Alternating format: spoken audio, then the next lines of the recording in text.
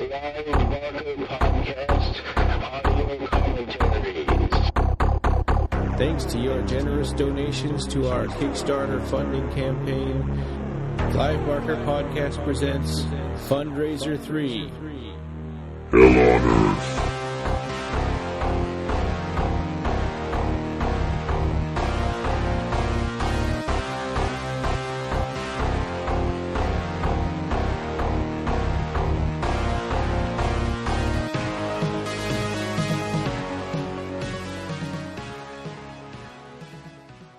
This is going to be the Yattering and Jack, one of our stretch goals from Clive Barker Podcast presents Fundraiser 3 Hell on Earth. So actually we've kind of gone through all the bad movies. This is kind of a bridge between the bad movies and the good movies. There's some interesting stuff, I think, and in the Yattering and Jack is kind of mostly faithful too. It's just they didn't have enough money to really. Yeah. But before we won't start playing it yet, I did want to say that if you go to the show notes, and as we're recording this, it's not there yet, but if you go to the show notes for this page, there will be a link to watch this video, and if I can get the password protection figured out, then there'll be a password there also to be able to watch this. So we're sort of doing this for a limited time. We're not doing it for money or anything. It's just this is so obscure that I think that probably a majority of listeners won't have access to the Yattering and Jack from Tales from the Dark Side. So yeah, probably even out of print at this point. I'm not entirely sure. But I don't think it ever made it to DVD or anything. I think it's only on a VHS compilation. Mm. So we're doing something different today. We're going to adopt the drive-in double bill format, which it's going to be fun. So we're going to start with the Yattering and Jack, and then we're going to ask you guys to sync up your DVD of Quicksilver Highway to like about 42 minutes in. So for right now, go to www.clivebarkercast.com and go to the show notes. For Yattering and Jack, there's a Vimeo link on the website on the show notes for this audio commentary. So go to that. And get it queued up to play. You'll just see some clouds, I think, at the beginning here. And Rob, do you want to do the countdown? Okay, are we gonna start with the Tales from the Dark Side? Opening. Okay, that's long. By the way. Yeah, I know. It is. Okay, I'll do the countdown. I just accidentally fast forwarded my. There we go. Okay. Here we go. 3, 2, 1. Play.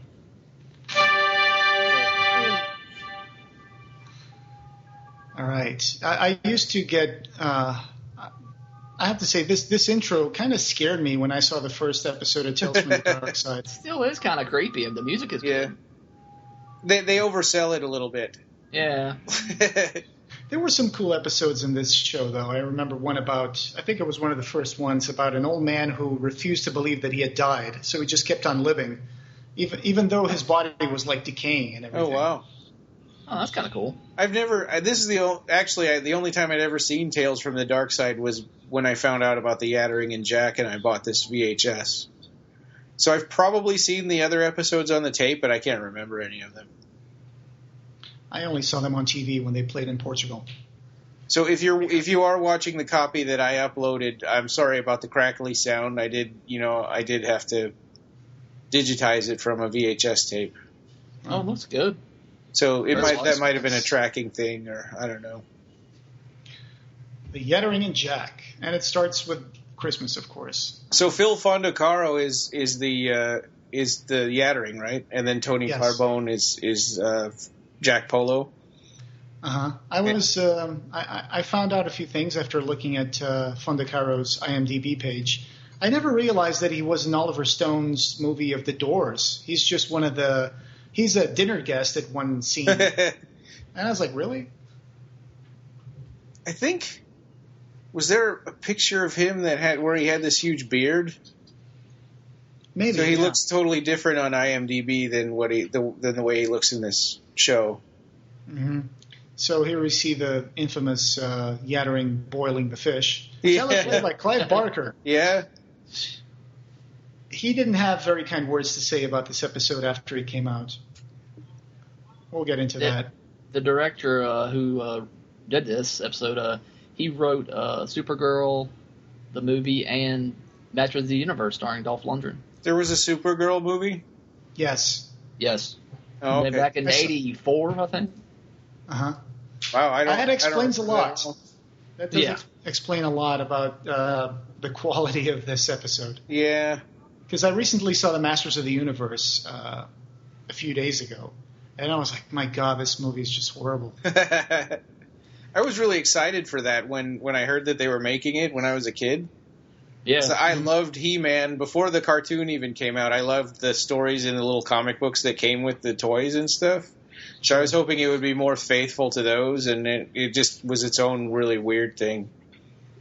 Oh, this is kind of off topic, but I know a few things about the Filmation cartoon of the He-Man. It was supposed to be the toy line was supposed to be for Conan, but they couldn't get the rights for Conan, so they created a new character. Oh, yeah. Cool.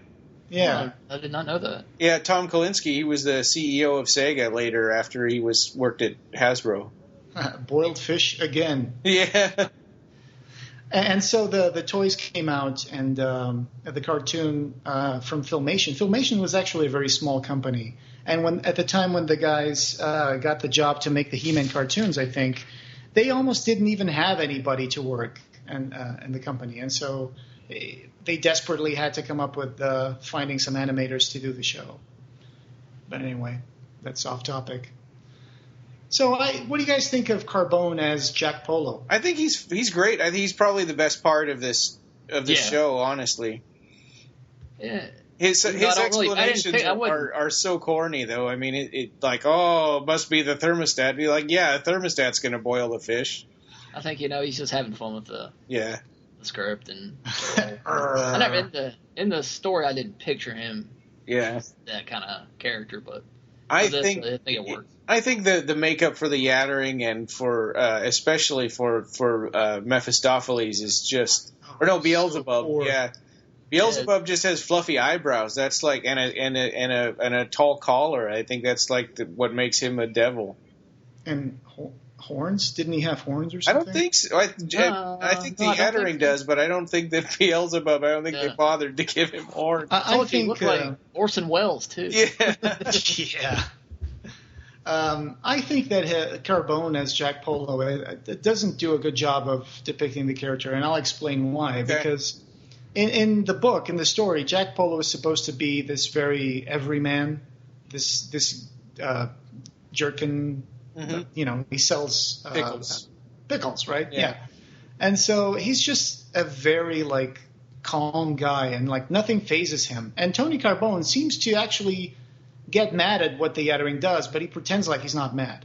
Yeah. It still comes across as being mad, And then Jack Polo in the story, he's more like, oh, well, it's subsidence. Very passive. He's very reserved, But he knows exactly what's going on. He just acts like he doesn't. Yeah. So I think they hit you over the head a little bit with it in this show versus the story. I think it's because of the short episode that they only have 20 minutes for this. Yeah.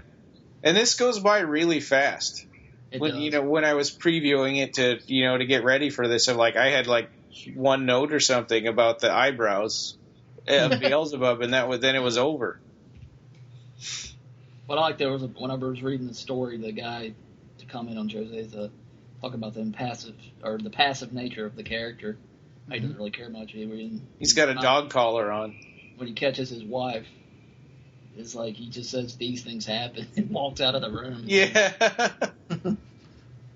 Oh, yeah, when his wife is being unfaithful to him in the story. Yeah. I recommend people go read the Books of Blood story because it's much more entertaining and it is definitely a tongue-in-cheek story. The comic adaptation of this is much better than than this. Yeah, the Eclipse graphic novel. Yeah. If you can find a copy of that, get it because it's just a delight. And I don't. Yeah, and the writing is fine. It's just I think they're hamstrung by the ratings. Having to keep it television friendly and the budget. Mm-hmm. Go ahead, Rob. I didn't think there was anything too questionable in story, was there? I mean, always thought kind of the story was kind of like a PG-13. Well, the cat exploded in the microwave, and here he just references like something that happened in the past, so they didn't have to show it. Yeah, that's true. Carolers. Yeah. And also, didn't his wife commit suicide in the short story? Yeah, she did. Yeah, she did.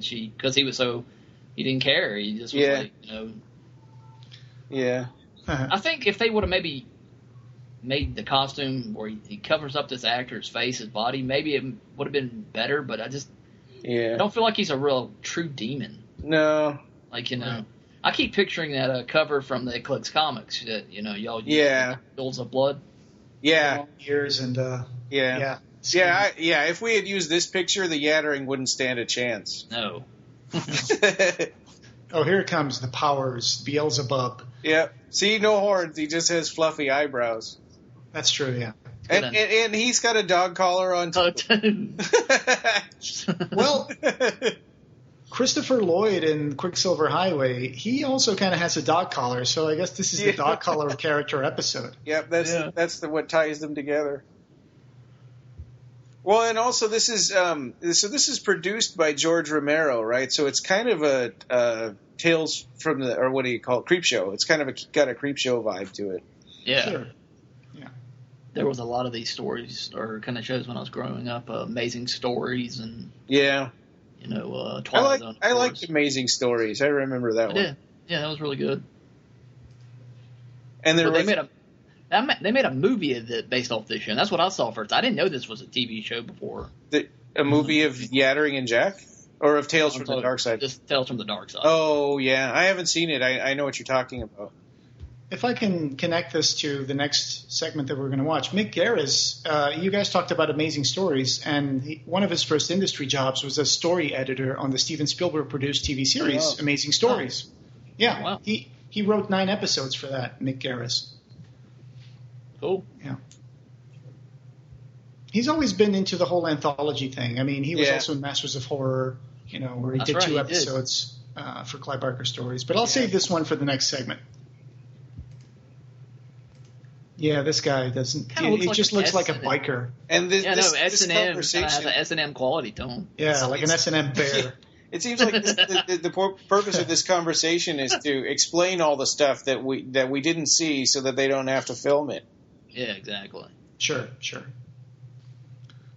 And do they ever explain why Hell was trying to catch Jack Polo? Because I watched this and I was like, I didn't really get the. He just says reason. Offhandedly his mother was a witch. And that's not in the story, right?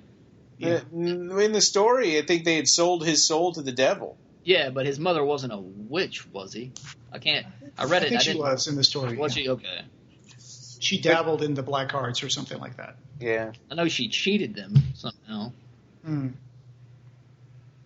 I just can't. I can't get over. I can't get past the fact that they made this makeup for this guy because it's like when you see in really bad movies when someone is like in Masters of the Universe. There's a part where you see He-Man after a battle, and he's got like this black makeup, like shoe polish all over his face or whatever. It's just that stupid makeup to pretend like, oh, he's dirty because he's been in battle or something. Yeah. And that's like the most basic knowledge of makeup that you can get. It's like, just put some black makeup on his face, pretend like he just came out of a struggle or a battle or something. Yeah, like a theater.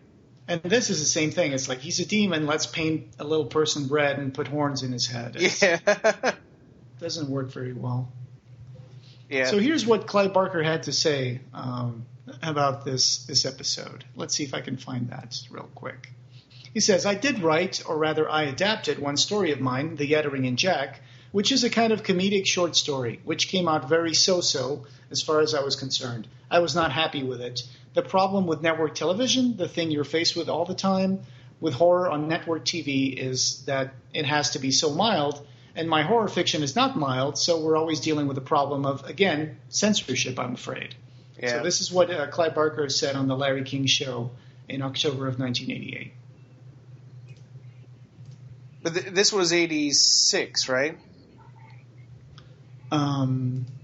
I couldn't read it on the VHS tape, but the IMDb said 86. But the VHS tape sort of looks like it says 88, and I don't... Maybe IMDb is wrong. 8 November 1987. Oh, okay. The group, the carolers were standing by the horrible backdrop. Yeah. It didn't look real at all. Yeah. Also, Amanda was a child actress, right? She was in All in the Family and then Archie's Place. She was a little girl. Okay. And I think she's done a lot of other stuff, and I think she's a good actress, but it doesn't come across in this show. No. And in the story, there's two daughters. Right. Yes. And one of them was a lesbian, and he thought that was going to drive him crazy. It's like, I think in the book he says at least you can't get pregnant or something like that. Well, that's true. One of the things that I always pay attention is the music, and I try to find some information about the music in these things. Yeah. And what's funny is that they didn't really have a lot of money for this, I guess, so they would rely a lot on library music. So most of the music in this episode, and in fact a lot of music that they use in other episodes of Tales from the Dark Side, came from the Capitol Music Library, specifically from a single album, album D107-108, Ocean-Ghosts, composed by William Luce. And most of the music from this episode comes from that album. So it's sort of like inside Hollywood public domain stuff. Yeah, yeah. They used also music from this library for Creepshow, In Search Of, which was a TV show from '76, and I think the album is actually on YouTube if you want to listen to it. So I'll try to find it for the show notes. Well, also it was kind of hokey that he gives her this like pearl necklace, but he's like, "Oh, they're fake, but you can't tell," and she's happy about it. And then the turkey's wearing the necklace, and it's just kind of like. It just sort of emphasizes how cheap this show is. Mm-hmm. Yes. That's true. That's very true. The whole turkey scene is just so hilariously bad. And there's all those commemorative plates up on the ceiling there, all around the whole apartment or house or whatever, and he doesn't knock any of them down. Well, there were a few that fell in the beginning of the episode. Oh, okay.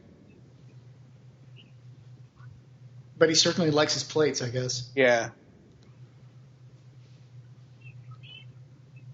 This guy's crazy in the story. Yeah. The daughter. After all that, the shenanigans of where he really goes the turkey and really goes crazy. I mean, it's not just the turkey; it's like it just creates this like whirlwind of madness.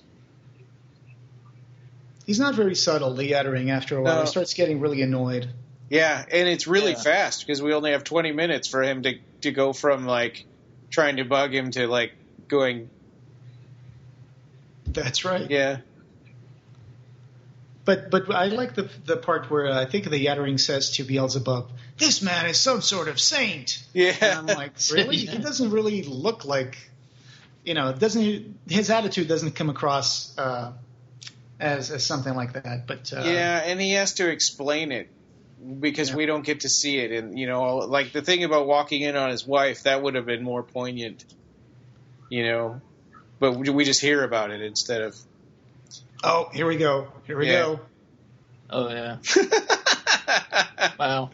It's time to play ping pong. People are just throwing stuff off screen. Yeah. I mean, the whole turkey thing was just... So him yelling, "Show yourself," is kind of... It's not really like you said, like the character in the short story. No. Now he's going nuts. Yeah, because in the story, Jack Polo's whole thing is he doesn't want to acknowledge that there's a presence there, that there's a demon. He refuses to acknowledge it, which drives the Yattering crazy. He's a very angry man in this episode. I don't understand why he didn't take her for a walk and explain everything to her. Well, he's going to. Yeah. Yeah. See, right there. I would have thought he would say before she came in, "Hey, I want to take you for a walk and talk to you about something before we go back in." Don't even let her come in the house first. Sure, but that this way is more interesting. Yeah. Oh, why wouldn't he, for example, move to another place? I don't know if the Yattering was going to be bound to that house, or that if he would have to go back to hell and say, "Hey, I need to change my place of activity." Yeah, I don't know. And now it's like, oh, you're screwing with his presence when you should be stopping him from going out of the house. It is true, Rob. He does look like an S&M character. Yeah. Well, Or and a biker. also this conversation means that it's taking Jack Polo like 10 minutes to turn the doorknob. Yeah, I know. It does. Yeah, but you're missing the point. It's like when hell talks, it's this fourth dimensional thing where time stands still. Oh, yeah. Yeah, It's time dilation. No, I'm just making it up, Philly. Yeah. No, I don't know. You're right, obviously. That is so hokey. It is. Oh, wait. Oh, what? Oh, I only have 2 hands. Amanda, do something. Hold the thing so I can turn the doorknob. No, instead, why don't you run to the other door? He's doing his Jack Nicholson impersonation in As Good as It Gets, where he had like a whole bunch of locks on the door. And Yeah, that's right. He did. There we go. It's like, oh, go try to open up the back door. That Yattering is so stupid. Yeah. There we go. This is, this part is kind of similar to the short story. Fooled by a mortal.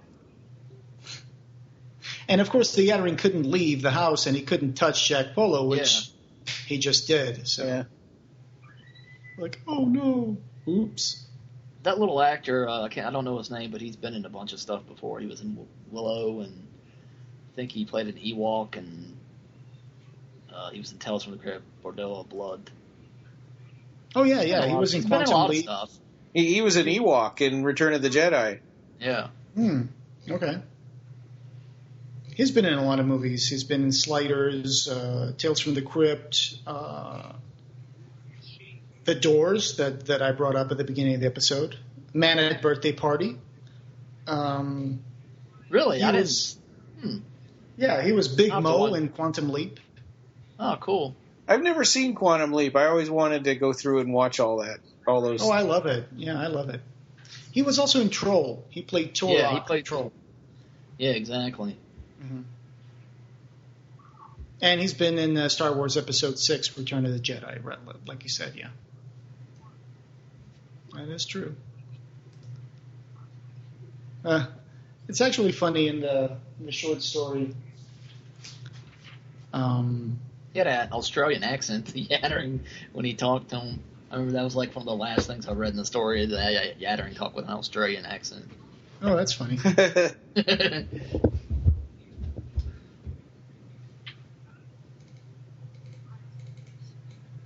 I don't think I would want a Christmas dinner that he made. Yeah. Those nails, he'd probably break a nail.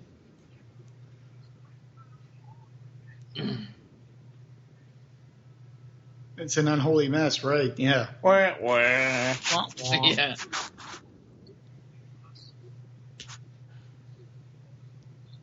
He has to do the hand gesture when he says this. That's my favorite line in this whole show. What are you muttering back there, Yat?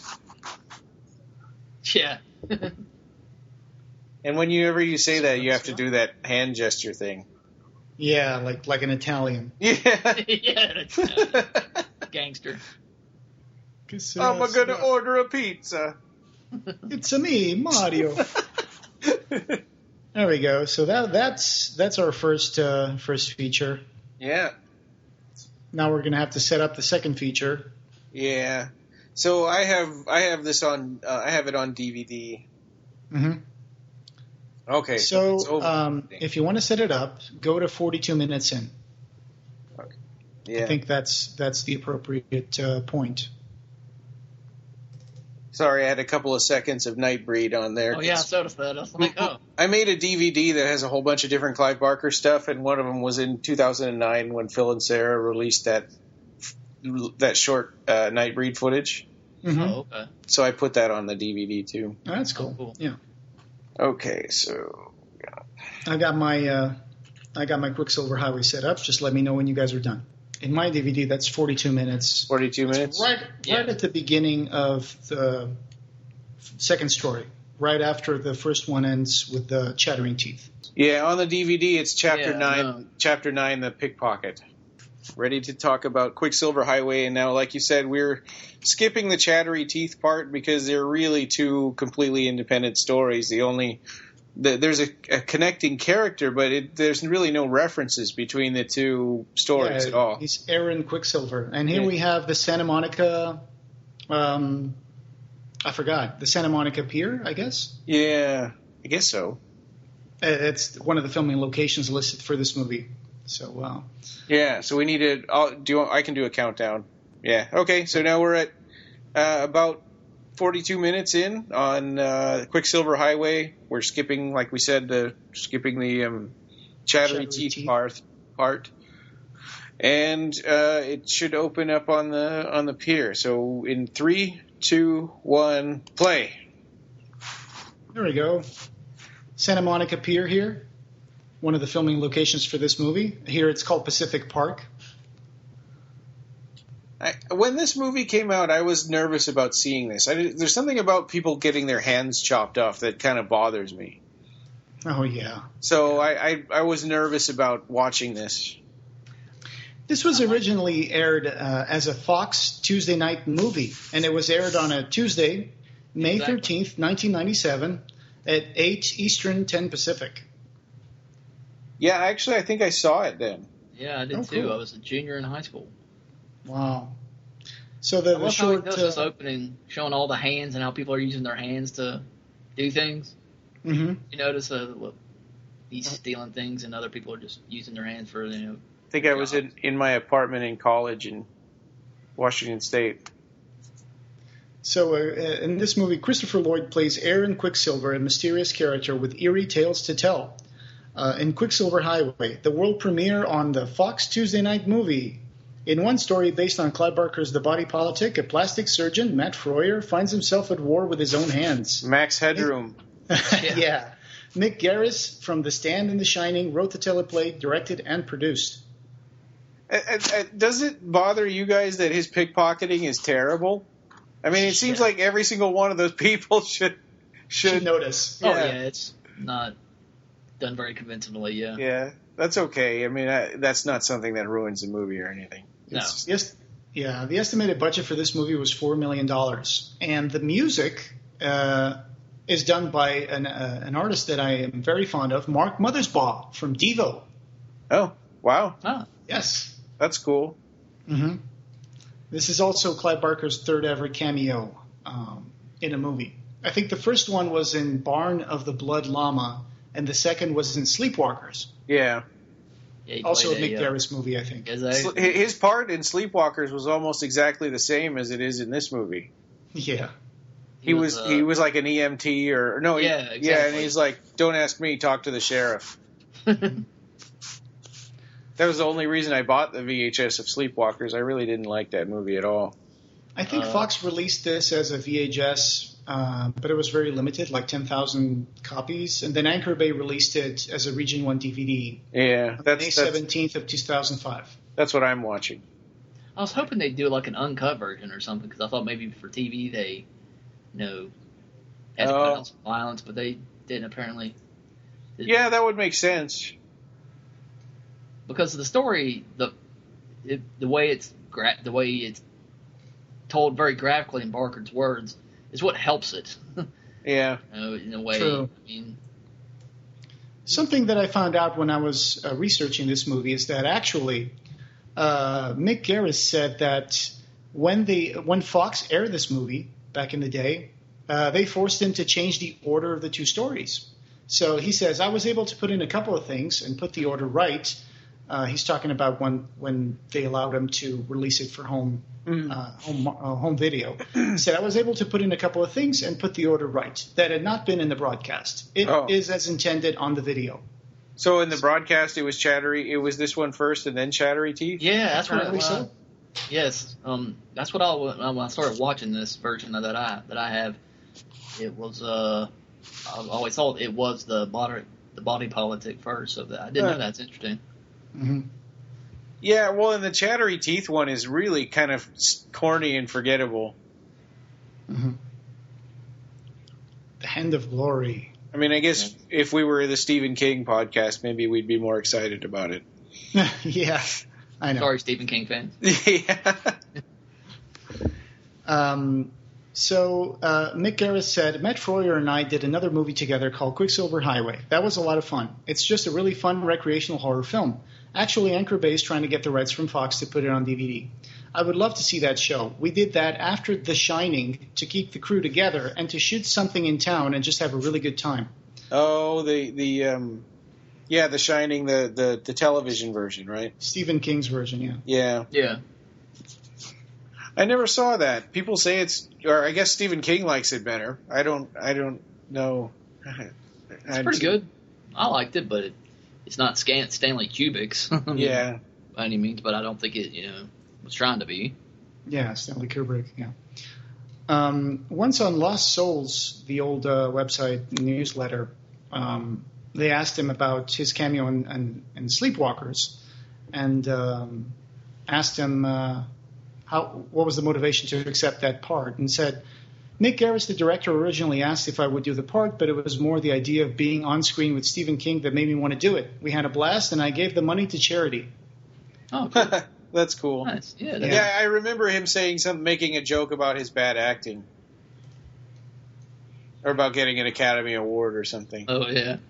In the same interview, he was also talking about Quicksilver Highway, and he says, it's originally scheduled to air in late May, but there is talk that it may be moved back to October to be released around another project that we're working on. We have the script for this movie of the week called Silo, and it is being worked on right now. Production will start sometimes in June for a Halloween air date. 3 months after that, we will air the second Monster of the Week called Shock Cinema. And 3 months after that, we will air the third, which is called Hoop Hell. Also on the TV front, we have a series called Retribution that is being considered for a mid-season replacement on Fox. All stuff that never really happened. You know, it's just frustrating to hear about these titles and not have any idea what Clive is talking about. Yeah. Nope, there's a cop. I always wondered how that Hand of Glory worked. Yeah, so it's dipped in wax, I guess. Yeah, but it's like dipped in wax wouldn't let it burn for so long. No. Yeah. Yeah. Also, I think they make it a little bit too unsubtle, this thing about how important people's hands are. Mm-hmm. It's just over and over in this movie. Keep talking about how important your hands are. Right.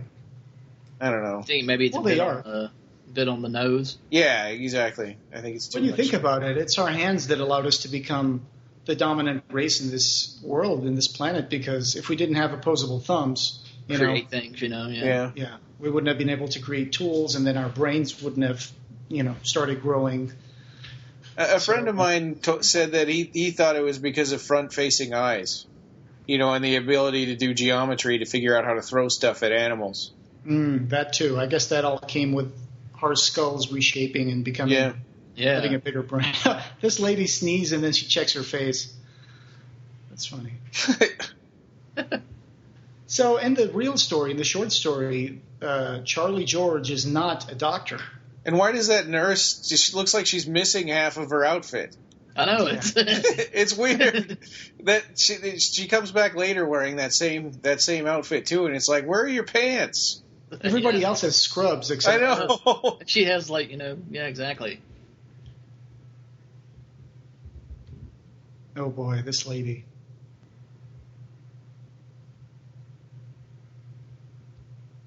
So here we have the surgery. In the story, the guy, Charlie George, is actually just a guy who works at a factory. Yeah. And he doesn't even like doctors. So it's funny that they turned him into a doctor for this movie. Yeah, it makes for uncomfortable moments, I guess, because you're getting surgery, you're out unconscious, and you're trusting these people. This lady reminds me of that lady in the movie Brazil that gets her face stretched. Oh, yeah. Yeah, I know what you're talking about. I'm 39. Yeah, right. Your code is 39. Yeah, well, and that's kind of dumb. I mean, he's a doctor. How would he not know how old she is? Of course, yeah. Man, I had a ticket person ask me if I was over 60 yesterday. What? Yeah, She's just being an ass. Riding the train around Pioneer Park for Joey. She's like, "Are you over 60?" I said, "No." I was like, "Wait, no." Yeah. Maybe it was the gray hair that threw them off. Yeah, I think so. Well, and she was super young, so I guess all people over 30 look the same. Yeah. I got carded at buying some vodka at the ABC store the other day, and some guy said because people dye their beards gray. I've never heard of that. Dye what? Dye their beards gray. Oh my god! Here it comes. Here comes the Clive Barker cameo. Oh yeah. Oh yeah. When he's starting the surgery and he drops the scalpel. Or he throws it. Boink. Yeah, there's John Landis, director, Blues Brothers, American One from London. Father of Max Landis. Yeah. And in the background, there's our favorite, doing something that God knows what. He's just standing there, but... Probably thinking of a new story to tell. Oh, yeah. Yeah, this is why we do the Clive Barker podcast, is because of this scene in this movie. That's why we're all here. Yeah. What did I ever do to you? Yeah. And then he gives that characteristic smile and puts his mask back on. So Lost Souls asked Clive in November of 97, after this movie came out, they asked him, "Did you get a good response from Quicksilver Highway, at least from Fox?" And Clive Barker replied, "It was all right. I have my problems with the way that it was presented. I believe that anthologies are very hard to pull off. I almost want to say that there's not a single anthology movie out there that I can say hand on heart that I loved. There are anthologies in which I love one or two stories. I love The Crate in the first Creep Show. I love the Joe Dante story about the little kid that invents his own world in the Twilight Zone picture." And then he goes on to talk about Stephen King's story and stuff. So I'll add this one to the show notes. He's got a good point. I think that I would like this a lot better if they had stretched out this for 90 minutes and not had chattery teeth. Yeah. Clive does go on to say, "I think Mick Garris is incredibly talented. His adaptation of The Shining is a testament of how well he can do with a long form of fiction. I'd love to see him tackle something of mine that was 6 hours long instead of an hour long. It's not even an hour. A television hour is something like 48 minutes or something like that. Yeah, exactly. So here we see his hands are trying to get him killed. Yeah, it's like that's totally against their plan.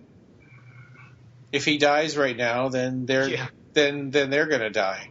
Right. So this is basically just exposition.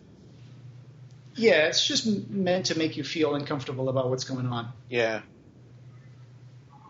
But I wonder who is I guess most of the audience for this probably hadn't read the story. Because those of us that had we know exactly what's going to happen. Here's a funny thing. He's just parking his Saab, but he's going to go into that house, and there's going to be a staircase. That is the same staircase that is on the cover of The Dark Fantastic with Clive Barker standing on it. Oh. When I was looking at it, I was thinking I noticed it from somewhere. Huh. Yeah, I wonder if they shot this in Clive Barker's house, right there. Maybe. See that stairway? Oh. It's the same stairway that's on the cover of The Dark Fantastic. Yeah, right. Wow, good find. Yeah, really. I'm looking at the cover of the book right now. So she's Mick Garris' wife. Yes, she is. She's in everything he does. She was in Sleepwalkers. She was in The Shining remake. Usually, anything that he does, she has some kind of part. She's a stunt woman, I think. Oh, okay. Well, Sleepwalkers didn't make sense to me because those monsters were supposed to be sympathetic, but then they were also jerks. Yeah, they really were. I mean, it kind of got campy too. Yeah, and then stabbing very serious. When somebody got stabbed with an ear of corn, I was out. Cop kebab. Yeah. Hey, I also don't forget to eat your vegetables. I also want to remind people that Clive Barker's The Body book is on pre-order by Dark Regions Press. Yes. And there was an interview that came out on Fangoria that had both Clive Barker and Mick Garris being interviewed where they talk about this. And so one of the things that's going to be on the book is never before seen materials from the film adaptation of the Body Politic, the In the Flesh film that never came to be, interviews with filmmaker Mick Garris, and much more bonus material. Oh, the In the Flesh film. Oh, yeah. Wow. Yeah.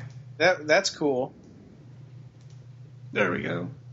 How would you like to be Mick Garris videotaping that? Huh. Yeah. Everybody's a professional. Yeah. Exactly. But so there was a Fangoria interview, and I'm trying to remember when this was, but I think it was around November last year. And they were talking about they talked to Clive Barker and Mick Garris about the Body book and the Mummy movie that never happened. Oh, yeah. Yeah. And I think they also talk a little bit about the In the Flesh movie that never happened as well. So they asked him about the Body book, and Mick Garris said, well, I discuss how Quicksilver Highway came to be, my introduction to Clive and his work, what happened to the movie version of In the Flesh that I wrote and was going to direct for Warner Brothers, etc. In the Flesh is the prison movie? Yeah. Yeah. Mm-hmm. I get that confused with the Inhuman Condition sometimes. Yeah, here the titles are kind of... Here are the hands talking while he's sleeping. And that's how I pretty much envisioned him talking when I was reading the story. Yeah, I think that That's part how- is good. The little voices are kind of cheesy, but Yeah. I don't know how else you could do it, really. I mean, you have to do something. I guess every fan who read The Body Politic has done this while they were reading the story. I did it. Yeah. I was like, how would that work? Like, Yeah. pretend like your hand is going to kill you and grab your face with it. Yeah. Yeah. So that interview in Fangoria, they asked him, why didn't the In the Flesh feature film ever come to fruition? And Mick Garris said, I wrote the screenplay from Clive's story, and it was going to be a big studio project at Warner's, something Clive and I were both really excited about. The novella was creepy as hell and very internal. And, so it goes on to talk about the complications, that the studio's enthusiasm just sort of waned and That's too bad. broke his heart. They could still do it. Sure. Kickstart it. Yeah. Don't rely on the movie studios. Mm-hmm. Yeah, you're right. I wonder if this is Clive Barker's house. Yeah, I've never been there, but yeah. Yeah, well, we've only been in the studio, the studio house, not the one that he lives in. I did look up that photography of his library that was done in that coffee table book once, but this is not it. This is not Clive Barker's library. And I walked in the backyard when Mark took me on a tour, but I haven't been inside. Oh, cool. This actor here actually played the preacher in Candyman 2 Farewell to the Flesh. The guy He did. Oh, yeah, right. Good catch.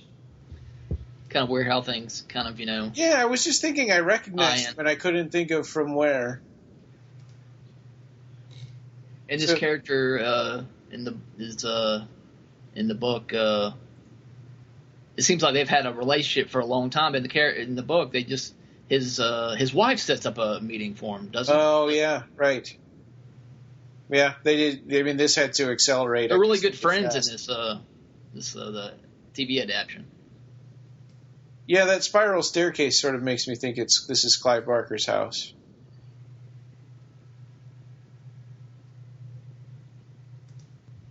We have talked about the Yattering and Jack on the Clive Barker podcast in several other instances.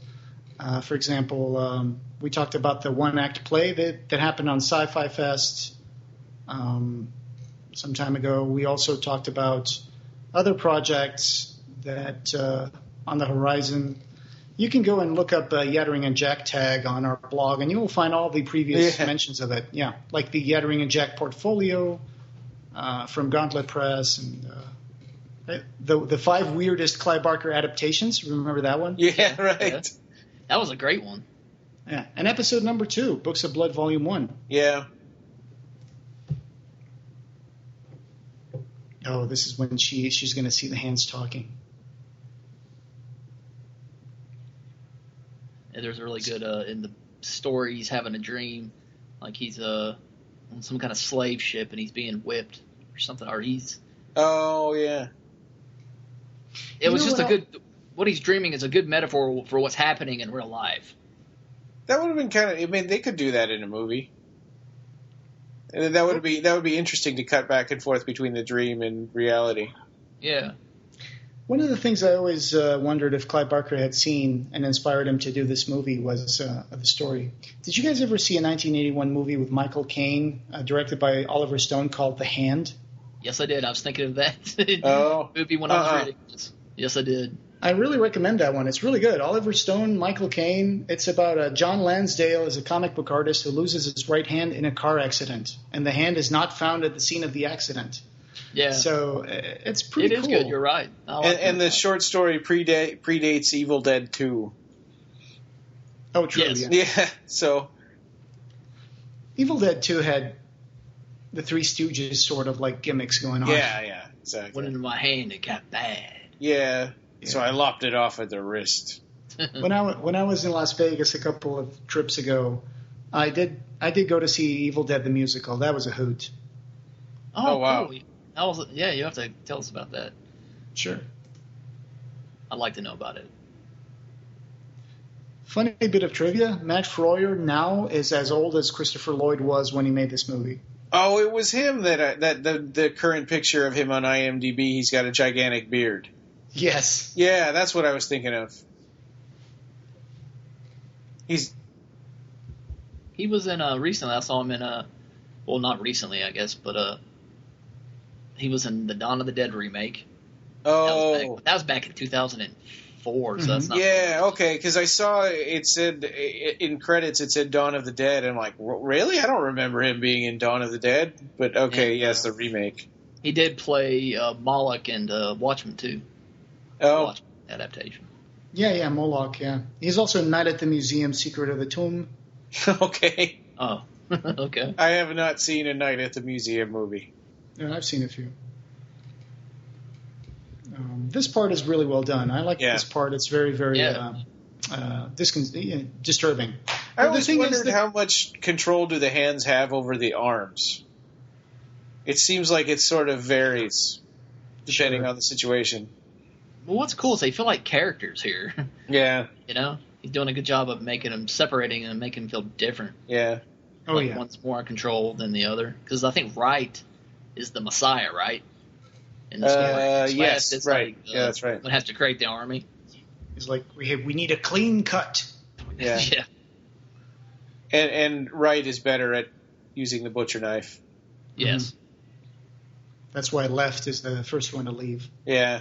He's pulling his jaw off. The thing is, this is something that happens with Mick Garris stuff, is that he kind of mixes these parts where it's like scary and really disturbing, but then he makes scenes in the same story that just look goofy and really, sometimes over the top goofy. It's not even like dark humor goofy, but yeah. Yeah. See a lot of that in Sleepwalkers. Yeah. Mm-hmm. Yeah. I mean, for sure, his Masters of Horror episode, Valerie and the Stairs, and Heckle's Tale, those are pretty good stories. Those are amazing episodes. I really enjoy those. I honestly have never seen those. I need to check them out. The only Masters of Horror I saw was Cigarette Burn. Drunk. Oh, that's one. Oh, you didn't see Heichel's Tale and? Nah, I need to check them out. It's a very disturbing story. Cigarette Burns was actually the episode that brought back John Carpenter to directing, because he had kind of given up at that point. He was like, I'm done with Hollywood. And then I'm just going to go play video games all day. Yeah, play on the Xbox or something with his kid and make music. But then he did Cigarette Burns, and he kind of fell back into the rhythm of it. I didn't watch that. I didn't watch any of them except for the Clive Barker adaptations. Oh, they're pretty good. Yeah. Pretty good, yeah. Some of them are good. There's one that's written by Max Landis, John Landis' son. It's called Dear Woman. I think he wrote that when he was like 17 or 18 or something like that. I didn't think that one was very good, but, he got better after that. Well, he's pretty prolific writing scripts, right? He just keeps on going and going and sells a lot of them. He always has a lot of ideas going on. Yeah. I hear interviews with him sometimes. Mm-hmm. Oh, here we are. Yeah, this scene is super disturbing. I mean, I don't know how they did the special effect on it, but it's really convincing. It is. My guess is that there's a hole in the table and there's someone's hand underneath and there's a prosthetic in the back of the hand that's supposed to be the wrist. It reminds me. Wow, yeah. It reminds me of Day of the Dead, where they have to cut off his. I think they have to cut off his arm, right? Because he had gotten bitten. Oh yeah. Yeah, and they heat up the machete in the fire and then cut it off and like push it aside. Cauterize it. Yeah, that looks so. That was really disturbing. This episode reminds me of The Thing from the Addams Family. Oh yeah, right. Yeah, it does. Yeah, you guys remember that? When are they CGI or are they like optical? They look CGI. Special effects. I don't know, but most of this looks practical and optical. Yeah. I'm not sure. I mean, I don't remember if at this time they already had like really good CGI. Yeah, Alien 3 predated this by quite a bit. I think Alien 3 was like 92. Would a clean cut like that be so perfect looking though at the stump? No, I don't know. You'd probably be looking at the bone as well in there somewhere. Yeah. See, this is cool right here, like the hand moving around. That's really nice. Yeah, and then you see the little hand go out the kitty door. Yeah, that's really cool. So my issue, this right here with the hand. I mean, is that? So you think that's CGI? I think it's CGI. Yeah, could I'd be say it's CGI. And why? So why did he call his psychiatrist instead of calling the police? Because I guess his psychiatrist. In the book, that's what he did. That's what he did in the book. And yeah, the first person he called. Because he was the one who was in on what's going on with him. I mean, the problem that he was talking about, he thought it was in his head. But maybe they could have saved his wife. Who knows? I don't know. Right. They always have a hard time in movies when somebody's got their hand chopped off, not making it look like they've got their fist balled up in a bandage. Mm. You know, I always wondered if this movie, that's kind of like an anthology movie, it just has two stories, but I always wondered if this was like Mick Garris' idea to kickstart some sort of anthology TV series. Oh, yeah, it could be. Yeah. Yeah. Like a pilot thing or something. Yeah. There was a character that was completely cut out from this. I guess they just didn't have time to go ahead. It was a character named Boswell. Do y'all remember that from the short story? Which character? Boswell. What did Boswell do? His last. He was just the character from the story where the hands start really, where the left hand starts to build its army and it goes into a YMCA. Yeah. Oh, right. The guy who has a kukri knife in his Yeah, exactly. Yeah. That's a cool character. He's kind of a grumpy old man though. A night watchman, I think. Yeah. Is that who you're talking about? Yeah. Okay. Yeah. In here, they just switched the whole youth hostel YMCA thing to a hospital. Yeah, exactly. Yeah. They just to accelerate the story a little bit and keep it all in the same few backdrops. No, actually, Boswell was the student that survived it jumped out the window. Oh, okay. You remember he's the guy who walks Yeah. towards the train tracks in the end of the story. Yeah, exactly. Right, yeah. in the Books of Blood. Okay, I get it now. Right. It's like the revolution will continue right after this. So we're supposed to believe this is a hospital? Yeah, because there's wallpaper and that bed doesn't look like a hospital bed. No, yeah, that's a fancy, expensive bed. Yeah. Hey, well, he is a plastic surgeon. Yeah, he gets a special private hospital. Yeah. Right? I don't know. Come on, no pants nurse, help him out here. Yeah. And why is she crying right here? Yeah. She's just in tears, and I'm like, what's wrong? Like, this is your job. Well, I guess because he's like, she's his assistant. Yeah, that's right. She doesn't want him to. Maybe this is a recovery room for his clinic, but it looks like a big hospital, so I'm not sure. Yeah, maybe that's what it is. That could be. I like these kind of shots right here, the long corridor shots. Mm-hmm. Kind of reminds me of Halloween 2.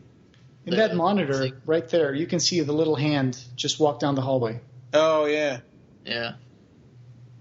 On the right. I like the tiling. I don't know. It's just kind of creepy. Yeah.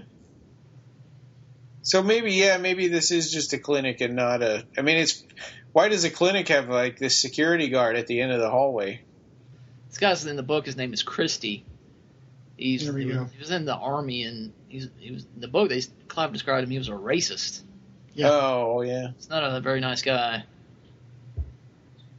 Here he's just some hospital security guard Yeah. who has a desk right in the middle of the hallway. For some reason. Because the hallway stretches out behind his desk. So that's Yeah.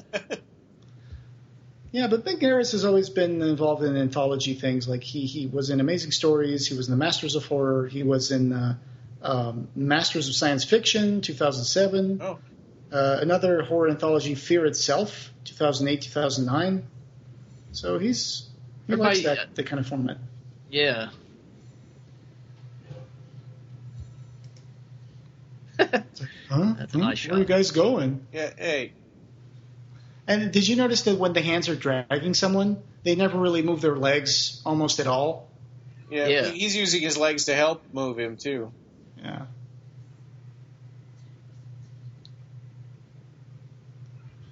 Maybe this scene goes on for a little too long. Yeah. They could have cut it down a Yeah. little bit. You don't need to see him go down the whole freaking hallway. Yeah.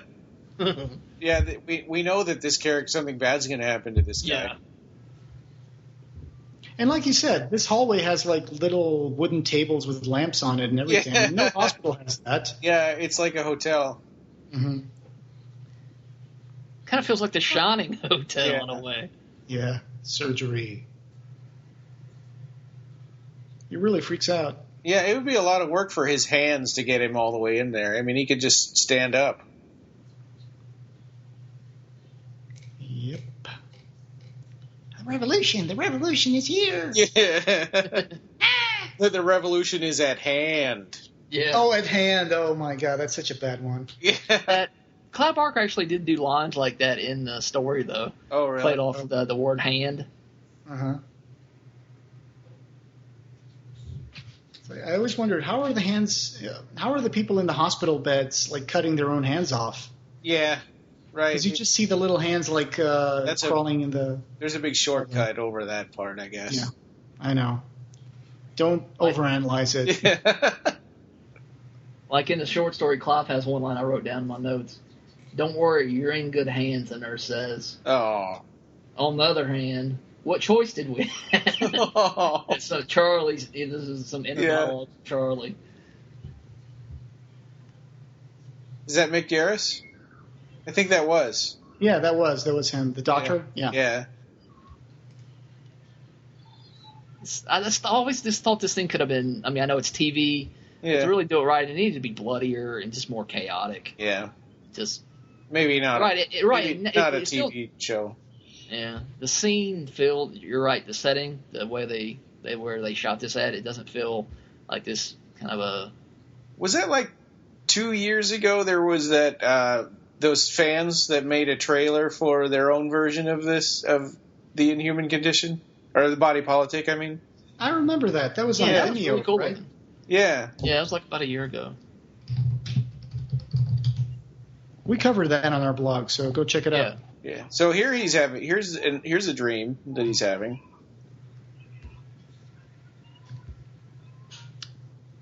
I like that the hands are clapping. It's like, yay, you're gonna die. Yeah.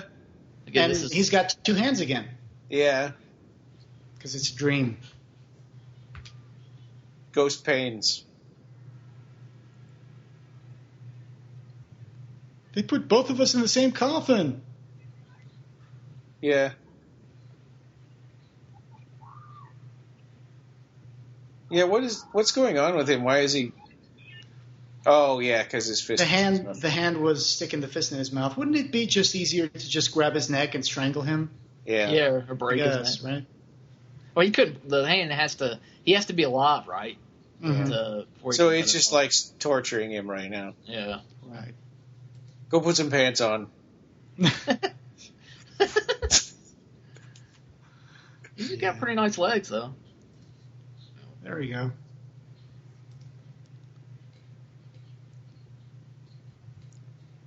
So there's extra material in that DVD from Anchor Bay. There was a supposed. I don't have this interview. I mean, I don't have the DVD, I have a Spanish DVD that doesn't have a lot of stuff. Oh, But okay. there's some extra material in the DVD, I think, with an interview with Matt Freuder, who plays Dr. Charles Yeah, George. that's on the Anchor Bay one, too. Okay, there's storyboards, and there's a script. So that's cool. Yeah. I'm thinking about getting that one now because it's really cheap on Amazon. Oh, yeah, I bet it is.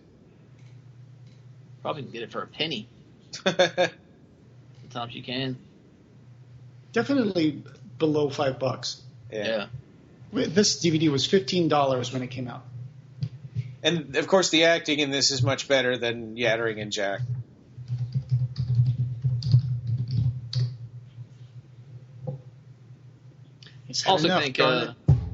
I also think Yattering and Jack suffered from the director not really understanding the material. Yeah. He probably had not read a lot of Clive Barker stuff. No. Gee. Where Mick Garris is a fan. You can tell Yeah. Mick Garris understands the aesthetic. Yeah. Yeah, I mean, the stuff that if there's goofy stuff in here, it's because that's his style, and that's just what he does. But technically, it's really good. Yeah. Yeah, very good. Yeah, I mean, I think that budget-wise, it's, the sets, I guess, are kind of strange. Makes you wonder how it would have turned out if Mick Garris had done the Yattering and Jack. Because that story really... Actually, that would be... really yeah. been good if it was adapted by Mick Garris, because that story is definitely tongue-in-cheek. They should put that in Quicksilver Highway. Yeah. Instead of Chattering Teeth. I guess we have to call Stewie Griffin and get his time machine and go back in time.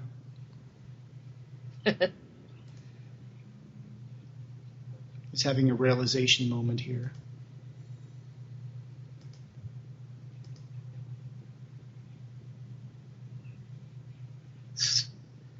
I never watched Mech Headroom. Were y'all fans of that show?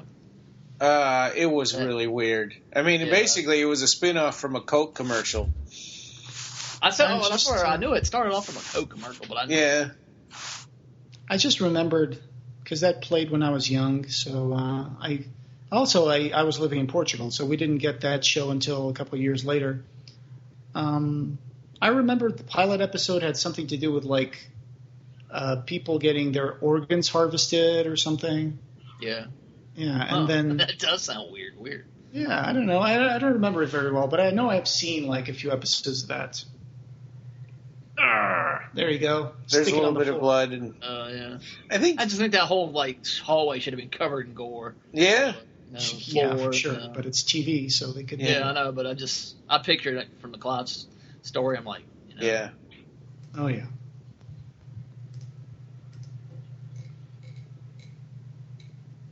That's from the book right here. This tree. When I did the sleep study and I was in a sleep clinic, they had a fancy bed like that. But I love that visual right there. Yeah. Oh yeah, Except yeah. In Clive Barker's story, it's written in a much more gruesome and intimidating and scary way. Yeah, but it's one of those, it's one of those parts that makes it feel like, it makes it, and in here it makes it feel like, this is somebody that's trying to be faithful to this story. Mm-hmm. Yeah, for sure. I think it's funny. Those shots are nice. I think it's funny later on, though, that he starts yelling to the hands and they listen to him. Like, wouldn't they know that? Yeah, they have their own minds. Yeah. Well, obviously. I mean, the hands don't even have ears. If you want to start going that way, it's not going to. Yeah, that's true. You don't want to get too. But they should know that he's, the hand's not going to talk through his face. I guess it's meant to show that they're too far away, so they don't know who's talking. Yeah.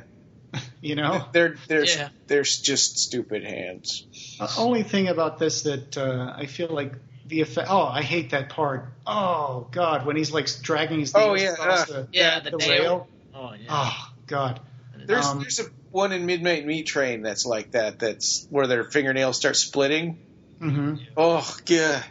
Little things like that always bother me. Yeah, me too. Oh, I think then they know it. That's why. It's like in the Fly remake when he started to remove his nails. Oh God, yeah. Yeah. So the only thing I think that the special effects could have done better is the hands don't feel like you don't feel the weight of the hands. The hands barely graze the floor. No, and they've got this weird sort of digitally look to them. Like they're not the same resolution as the rest of the movie. Right. But again, we're talking 1997, so we're limited by the technology of the time. Yeah. Nowadays, there would be all sorts of digital blood spurts and digital hands. And so that security guard couldn't even stop himself from going into the surgery room, but he can climb a ladder and go up on the roof. Yeah. I guess he's not under the influence of both hands. Well, that's true. So, and the left is a little weaker in the story. Oh, can we keep him? Can we keep him? Yeah. I like how the hands are rotting. Does that miss me? Are they kind of rotting in a way? Oh, okay. I see what you mean. Kind of a nice. I guess they're also meant to look like they're from like old people and stuff in the hospital. Yeah, that's true. Yeah. A revolution is at hand. Yeah. Don't listen to him.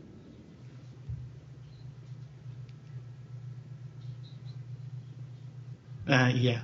It's a really good performance by that actor, Max Headroom. He plays himself, and he plays the two hands.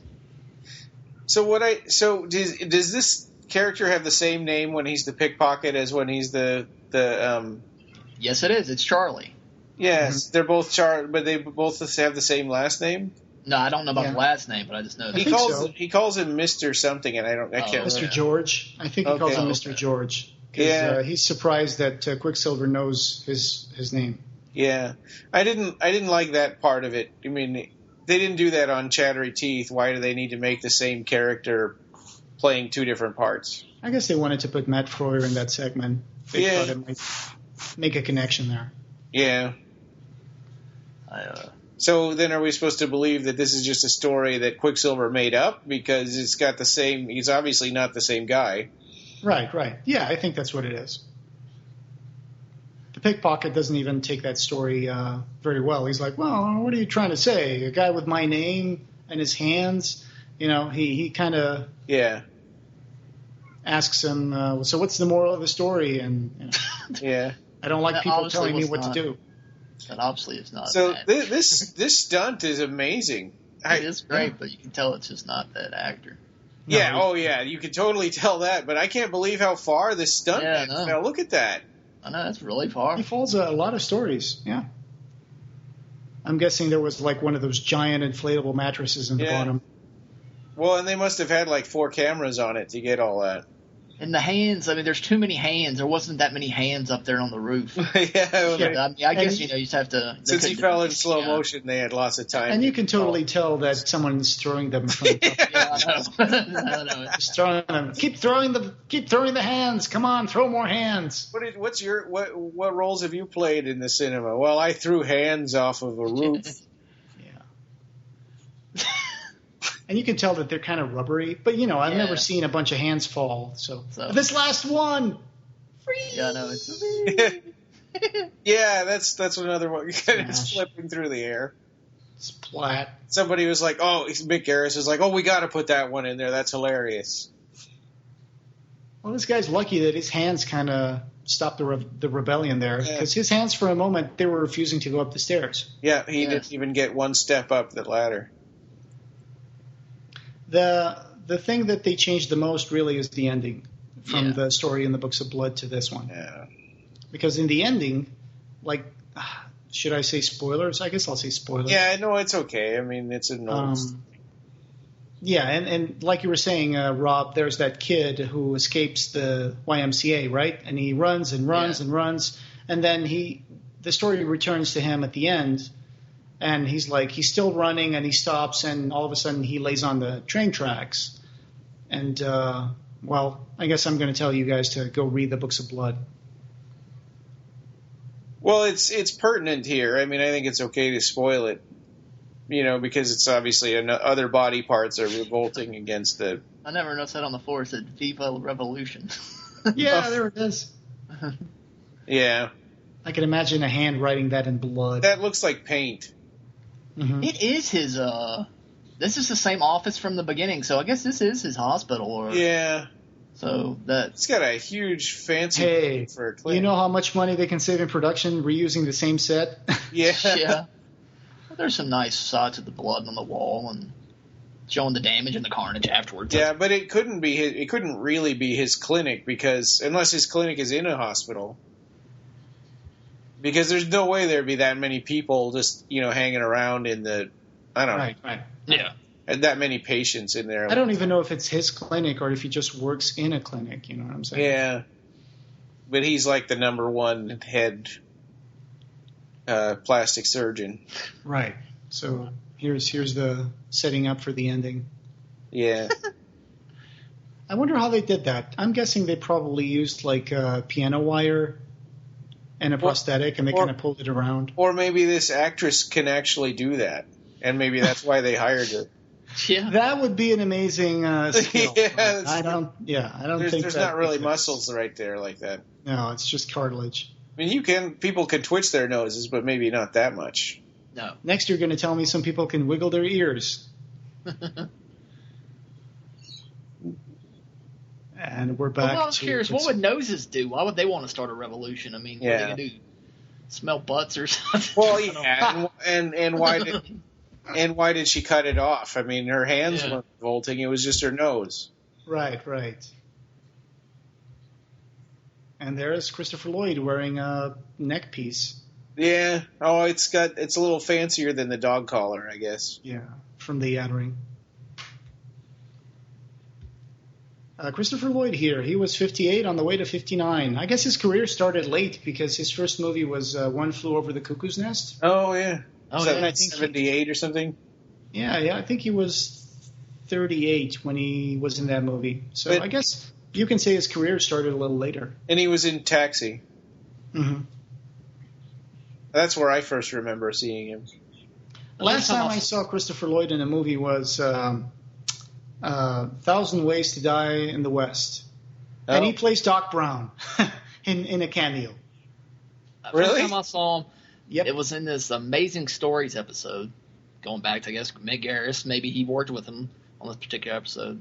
It was where he played a teacher who was stalking his students. It was pretty creepy. So they sort of overemphasize this handshake right here because I think that it's supposed to be like, oh, now he's putting the hand curse on him. Yeah. So here we go. What's going on with my hands? Yeah. I like the fact that they gave the pickpocket a jacket, a coat full of pockets, which he would probably wear in real life because they need places to put all those wallets in and stuff. So. But like you said, he's a terrible pickpocket at the beginning because there's no way those people wouldn't notice. Yeah. Especially when he rips that lady's purse from her shoulder. Yeah. You know? Yoink. Yeah. And the cops even know his name. Is this a real place you said that... Yeah, Santa Monica. I did not know that. It looks pretty cool. Santa Monica Pier in Santa Monica, California. I can't say if that Pacific Park sign is there or they probably made that for the movie. So $4 million, I'd say they were well spent. I've seen movies that had $4 million budgets that didn't look this good. Yeah. At least they didn't have the chattery teeth hauling his body into the desert at the end. Oh, Steven Johnson did the animatronics effects. Oh, cool. He's done a lot. He's done a lot of big popular. Oh, there it is in the credits. XFX. So that was Quicksilver Highway. If you're a Stephen King fan, watch it from the beginning, I guess, and watch Chattery Teeth. Yeah, I don't. I didn't. It's painful watching that again. I've read that story and it wasn't very good either. I don't. Oh, really? It's from that book. Nightmares and Dreamscapes. Oh, okay. And it wasn't a very good story. It wasn't, definitely. I never really got that much into Stephen King. And I know that for a lot of Clive Barker fans, it's a big deal that Stephen King said, I've seen the future of horror and his name is Clive Barker. And that's been in every single, Clive Barker book cover, and it's like, gosh. But I never really got into Stephen King, so that's one of my confessions here in the commentary is that I don't think I've ever read anything by Stephen King. Oh, when people recommend stuff to me, I'll read it. Like I read Pet Sematary and It.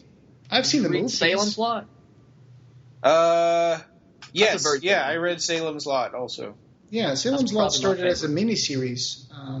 That there's a movie, but that movie I think was a miniseries first, and then they made a movie out of it. Right. And I've seen those movies from Stephen King. I've seen Firestarter with Drew Barrymore. Yeah. And that one with the cat that has like 4 stories or something. Cat's Eye. Children of the Corn is a Stephen King story, right? Yeah, it was a short story. It was in a. Yeah. Oh, I didn't know that. Is that like Graveyard Shift, I think. Yeah. So is that like Hellraiser, where he just lost the rights to it? Yeah, I mean he hated that movie. I mean it's really not a very good adaptation. How many movies did they make out of that? Like 6 or something? No, there's like they're going on. They made another one too with this new with Judgment. You know how they did. Oh yeah. They're making another Children of the Corn. Like, does the world really need another Children of the Corn? I mean, yeah. I don't think they really need another Hellraiser. Time to cut down that cornfield. That's even better. Yeah, Jeff said, does the world need another Hellraiser? Yeah, I know. So okay, cool. This was our double bill drive-in, I guess. Yeah. No, I like that. You should work that into the title somehow. Yeah. Double bill drive-in. Yeah. Yattering and Jack and the Body Politic. The Body Politic. Yeah.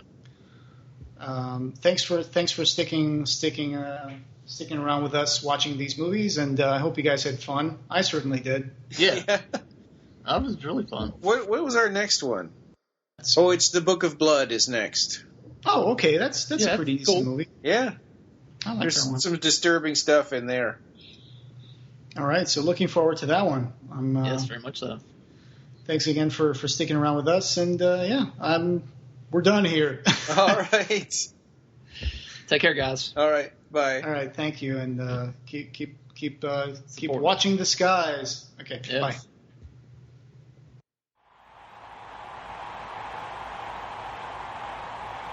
You can find the show notes for this page and lots of Clive Barker's news and features at www.clivebarkercast.com. Please follow us on Twitter @BarkerCast or @OccupyMidian. Like us on Facebook and join the Occupy Midian Facebook group. You can listen on the site or subscribe to the podcast on iTunes, Stitcher, Libsyn, TuneIn, Pocket Casts, Google Play, and Double Twist. Subscribe to our YouTube channel as well. Please take a couple of minutes and leave us a review on iTunes. It means the world to us and helps us spread the word about Clive Barker. The Clive Barker Podcast, or BarkerCast, is an independent editorial fan site and podcast that's not affiliated with or under contract by Clive Barker or Seraphim Films. This is a labor of love by the fans, for the fans. Thanks for listening.